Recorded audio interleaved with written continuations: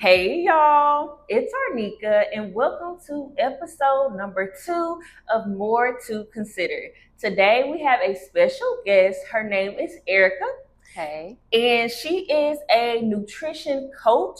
We're going to talk to Erica today and ask her a couple of questions just so we can get some insight about some things dealing with health and see if there's anything beneficial that we could use and maybe make some changes in our own lives. So, Erica, the first thing I want to know is how did you become a nutrition coach? Well, it was a long journey. I had put on some weight and I had gotten sober. I was a drug addict for many years. And when I got sober and turned my life around, I put on some weight. And so I knew that I needed to do something different. I knew that I needed to make a change. And so I went to the gym for the first time.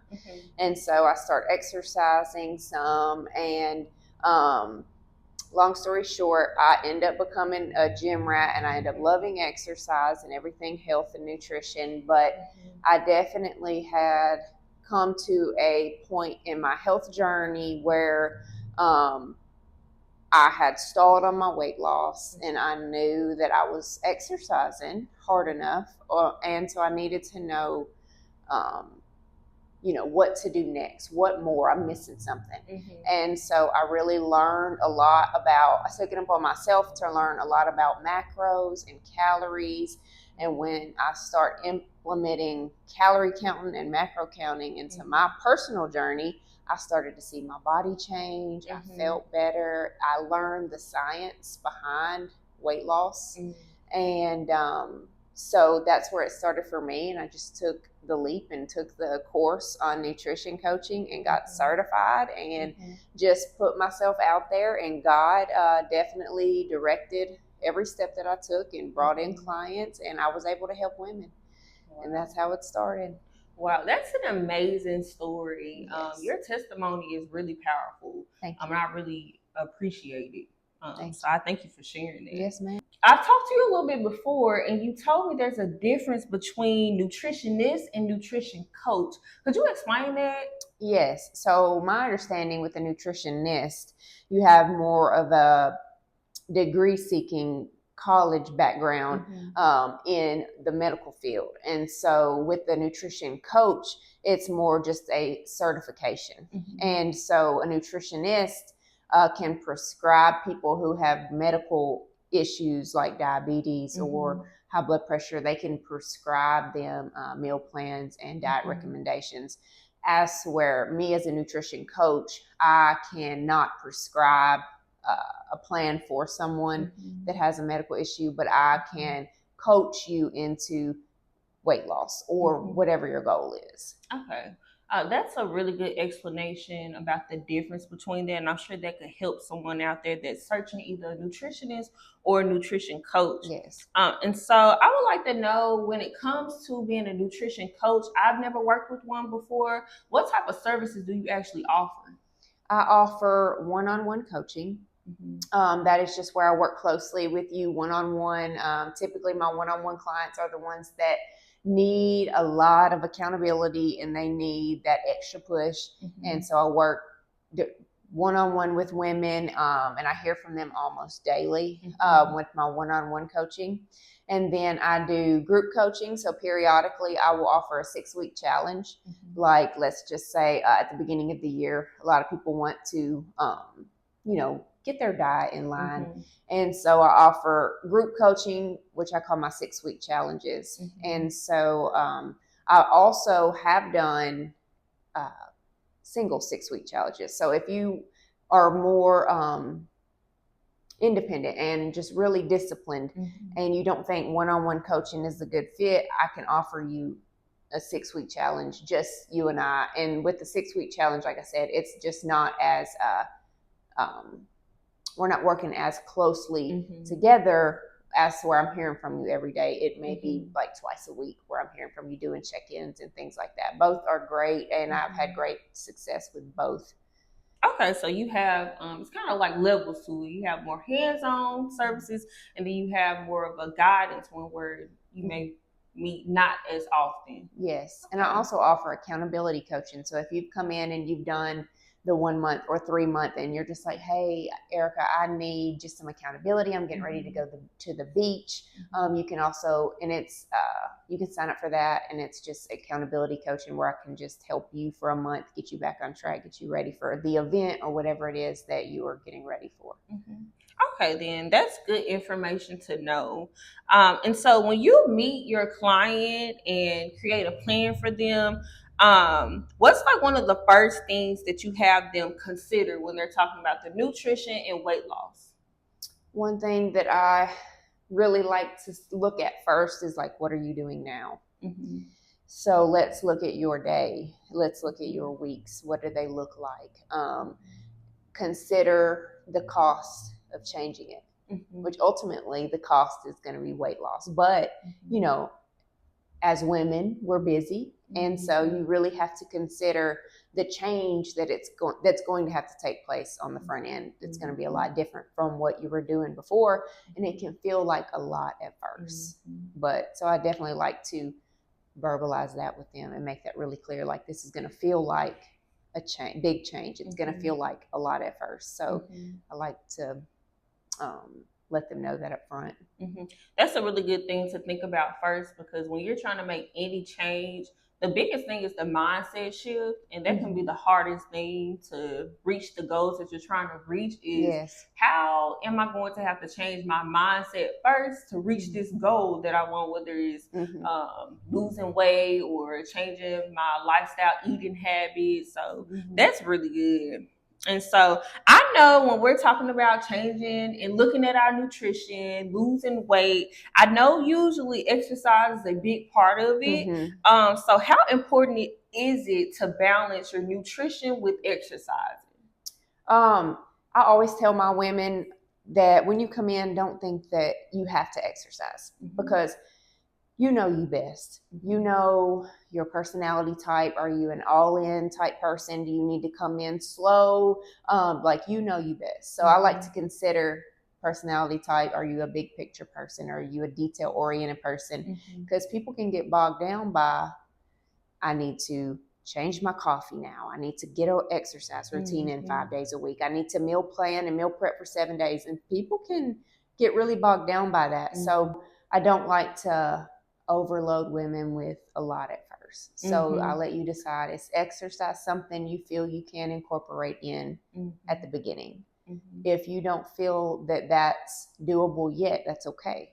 Let's just get your meal plan created. Let's get your nutrition and diet changed a little bit, and then we can grow into that. So I definitely never want women to feel like you have to have an exercise regimen to come to me, because you don't.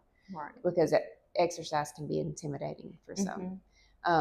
But for people that do exercise, it is so important to understand nutrition, and especially if you want to see the change in your body that you're hoping for.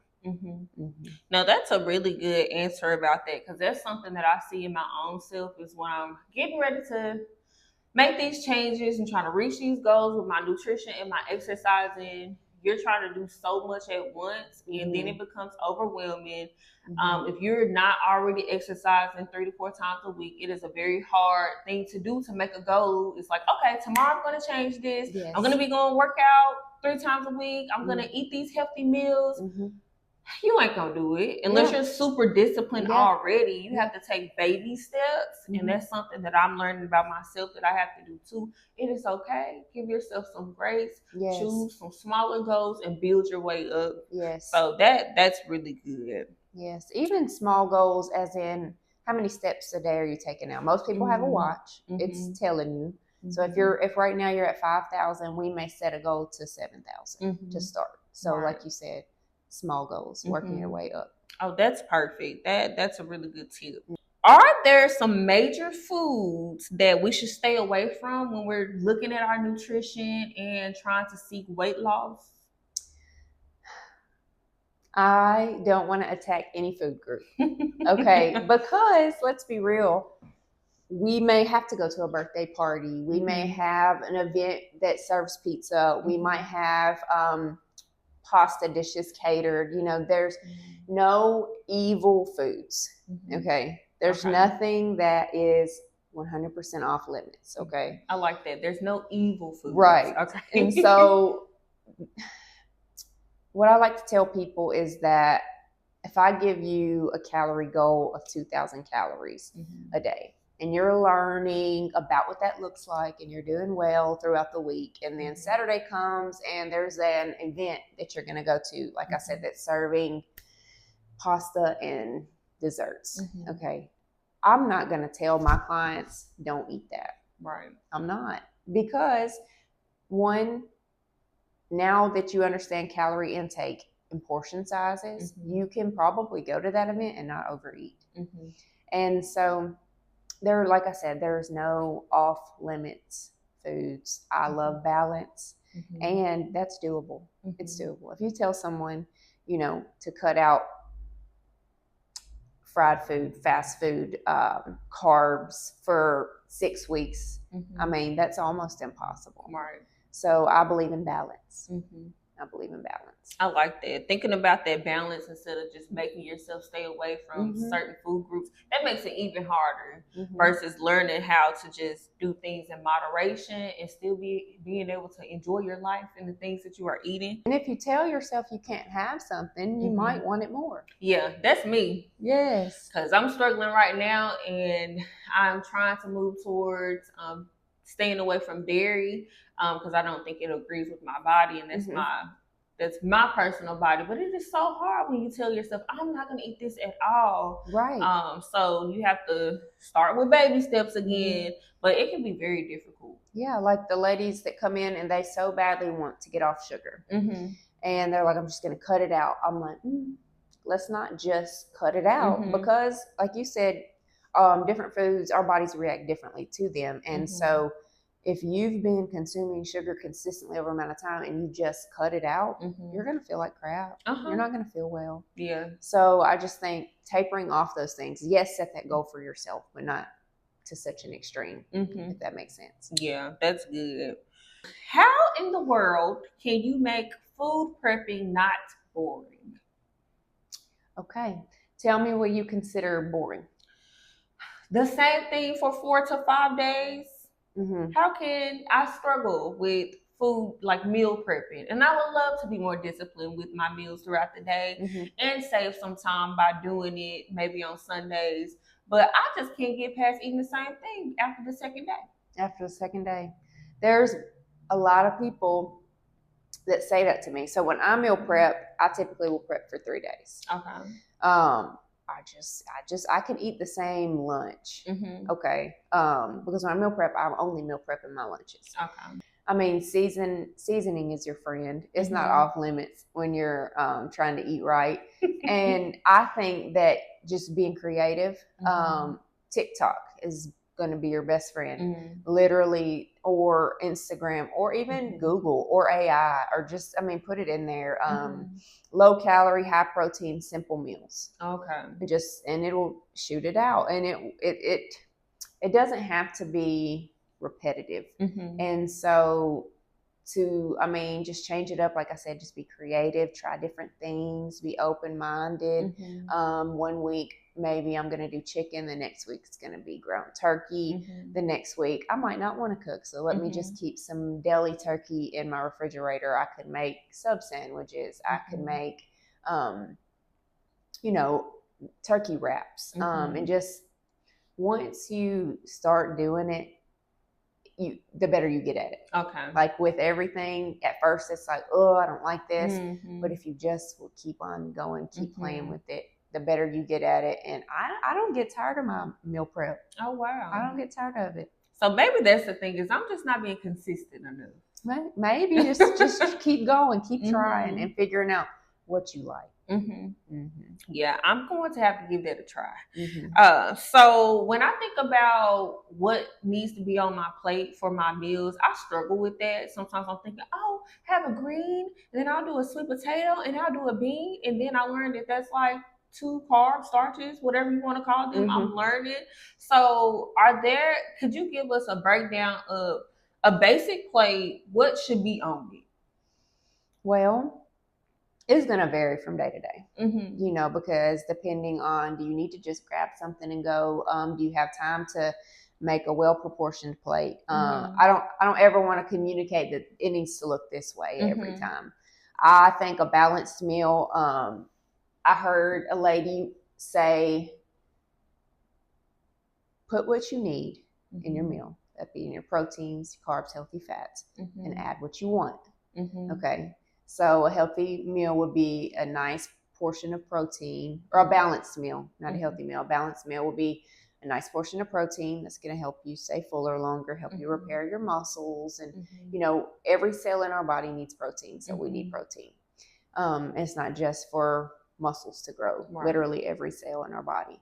And so a nice portion of protein, a vegetable, a big portion of a vegetable, and a small portion of some sort of starch or grain. And that will be a balanced, well-balanced meal. But like I said, it's not going to look like that every day. Right. So, and definitely you want to get your healthy fats in there, your oils. So your protein one day might look like chicken. The next day it may look like salmon, because that's where you're getting your healthy fats and your oils and everything. So I'm not sure that there's any perfect plate, but just eating 80% of the time well-balanced meals will make a big difference. Having an idea of what that could look like, that helps me. And the longer you do it, the more you learn your body. Like, okay, I ate that and I was full until dinner. And then one day you might eat something like you said, a bean, a green, and what else did you say? Oh, like a sweet potato. A sweet potato or something. And then you might be like, well, I'm so hungry 2 hours later. Those carbs digested really fast. The protein wasn't there to hold you over. And so now I need more food because I'm hungry. And you will learn as you go. Like, this kept me fuller for longer. This made me feel bloated. You know, you just learn your body as you go. Now that's another pretty good advice. That's something I'm continuously learning. Especially because I don't eat meat anymore, so I'm having to figure out what proteins I can use to replace meat, and then some stuff I just don't like. And I've learned, instead of trying to force yourself to eat stuff that you don't enjoy, just stick with the stuff that you do like. And make it work. So that's been helpful for me. Yeah, and you can still get very balanced proteins without eating meat by combining a bean and a vegetable, maybe some yogurt. I know you said you're trying to stay away from dairy, but you can still get very balanced protein sources without having to eat meat. That's helpful. Maybe that'll help some of the non-meat eaters out there.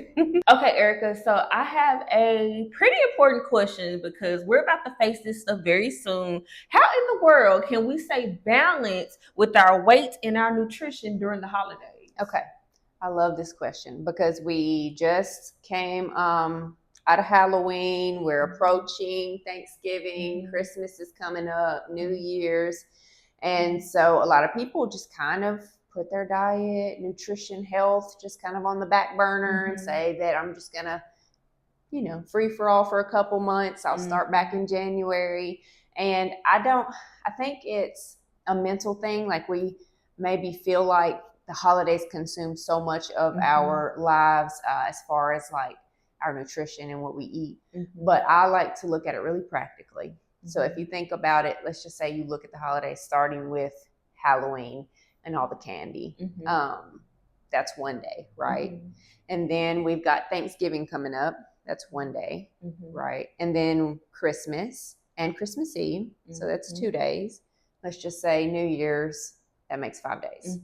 So you've got a literal 5 days out of 2 months that you may enjoy food. And so I always say, don't blow your progress, your health, your goals, because you have 5 days coming up that are considered a holiday. And even if you wanted to throw in a couple of events, like let's just say work Christmas party, family function, and an extra Thanksgiving, that's 8 days. So that's literally a week and a day out of 2 months.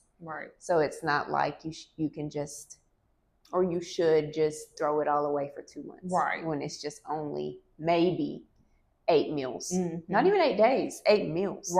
So it's not like you're every meal going to be enjoying the Thanksgiving plate. So 8 meals, don't throw it away for 8 meals. Right. That's my practical approach to how to approach the holidays. Enjoy yourself, enjoy those meals, but it doesn't have to be, a lot of weight gain over that amount of time. Enjoy the meal, but that doesn't mean you have to throw away the whole 2 months. Right. It's okay to get back on track the next day. Right. Absolutely. So that's really good advice. Yes. I'm going to take that for myself. Now, I don't have as hard of a time now during holidays because I don't eat meat. And so my options are always limited anyway. Yeah. So I don't struggle as much now. But I know some other people may, and I know this is the time you go down for the last 2 months of the year, and then in January everybody's ready for New Year, New Me, resolution in the gym. The gym's gonna be packed. Yeah. So that's then they're gonna be like, why did I let myself go for them 2 months? Now it's hard to get back, and so yeah, you don't have to be like that. That's really good. This was all really great information, Erica. Now, if someone wants to contact you for your nutrition coach services, how can they do that? Well, I am on Instagram. You can follow me at activatenutrition.now. I am on Facebook, Activate Nutrition. My logo is just a dark green, hunter green circle that says Activate Nutrition. You can send me a message at any time. Thank you. Thank you so much, Erica, for the information that you have shared. I feel like this definitely could help someone because it definitely helped me in some ways. So if you all are looking for a nutrition coach, she is the perfect person to help you. If someone is looking to get help from you in person, what area are you in, and can you do virtual as well? Yes, I have clients that I've never met. And so I do virtual. You don't have to live near me. It can be all online, and or we can meet in person. I have people that want to meet in person. They want to see me face to face. So I can do either way. Okay, and what area are you located? I'm located in Crockett, Madison County, Haywood County. Those are my main. Okay, so our Tennessee people, if you're in Tennessee, you're in these areas, and you're looking for a solid nutrition coach, Erica is your girl. Thank you. So I want to say thank you to Ariana at Burn Your Truth. This is her space that we are in, and I thank her so much for allowing us to do our interview here today. If you are in Jackson, Tennessee, or even in another state, Ariana at Burn Your Truth makes non-toxic candles. They smell delightful. They're non-toxic. You can burn these without worrying about any chemicals getting all in your air. So definitely check her out. She's on Instagram, Facebook, and she has a website. If you are looking for a cold pressed juice that is great for your body, to curb your appetite in the morning and make you feel great for your day, you can head over to loadedjuice.store and look at those flavors and order you some juice. Erica has had our juice before, and she's giving compliments about it. And so I think if you're interested in something like that, definitely give Loaded Juice a try. Once again, thank you, Erica, for joining me today. More to consider. I'm so excited about people getting to hear the information that you shared today. It was really good information. I thank you for the work that you do, and I thank you for sharing your story and part of your testimony. So I hope you enjoyed being here with me today. Yes, girl. Thank you for letting me come. And y'all, she makes the best beet punch. Is that what it's called? Because I know it's hard to make beets taste good, but she can do it. Thank you so much. Yes. I hope you all enjoyed this episode of More to Consider. Do me a favor and give us a like and a subscribe on YouTube. And we hope to see you on the next episode. Bye.